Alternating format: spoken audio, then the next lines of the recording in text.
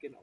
Da habe ich das aber erklärt, warum man das auf gar keinen Fall machen soll. Aber er sagt, ich werde das jetzt jetzt hast du genau eigentlich das wirklich jetzt gerade und das kommt bei ihm in verschiedenen Punkten immer wieder mal vor. Das hätte ich jetzt so gekriegt. Das ist aber